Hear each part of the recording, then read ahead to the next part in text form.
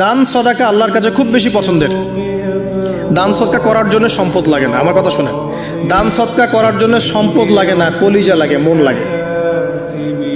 বহু বড় বড় মানুষ আছে দান সদকা করতে পারে না, কোটিপতি, জাকাত দেয় না, আছে না? আর বহু গরিব মানুষ ভ্যান চালায়, কৃষিকাজ করে, দেখবেন 100 টাকা দান করে দিল। মন থাকতে হয়, মন, কলিজা বড় থাকতে হয়।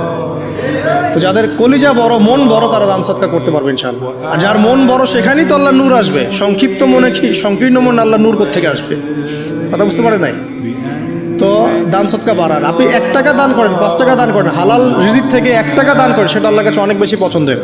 একটা হাদিসে নবী সাল্লাল্লাহু আলাইহি ওয়াসাল্লাম বলেছেন, হালাল উপার্জন থেকে আল্লাহর বান্দারা যখন একটা খেজুরও দান করে, আল্লাহ পাক সেই একটা খেজুরকে আস্তে আস্তে বড় করতে থাকেন, বড় করতে থাকেন, বড় করতে থাকেন। এটা এক পর্যায়ে পাহাড়ের সমান হয়ে যায়। এবং কিয়ামতের মাঠে মানুষ তার দান এবং সাদাকার যে ছায়া, এই ছায়ার নিচে অবস্থান করবে। আপনার বিপদ হয়েছে, দান সদকা করেন, বিপদ দূর হয়ে যাবে ইনশাআল্লাহ। জটিল কোনো রোগ হয়েছে, কোনো ডাক্তার ট্রিটমেন্ট করতে পারছে না, সদকা করেন, রোগ ভালো হয়ে যেতে পারে ইনশাআল্লাহ। সদকার ব্যাপক ফজিলত আছে। সদাকা, দান সদাকা, দোয়া, এগুলো তাকদিরের যে বিপদ আপদগুলো আছে না, ঝুলে আছে, আমাদের তাকদিরে বিপদ আছে না অনেক, এগুলোকেও সরিয়ে দিতে পারে আল্লাহ। এই শক্তি আছে দোয়া এবং দান সদকার মধ্যে। আল্লাহ পাক আমাদেরকে বেশি বেশি সদাকা করার তৌফিক দান করুন, আমিন।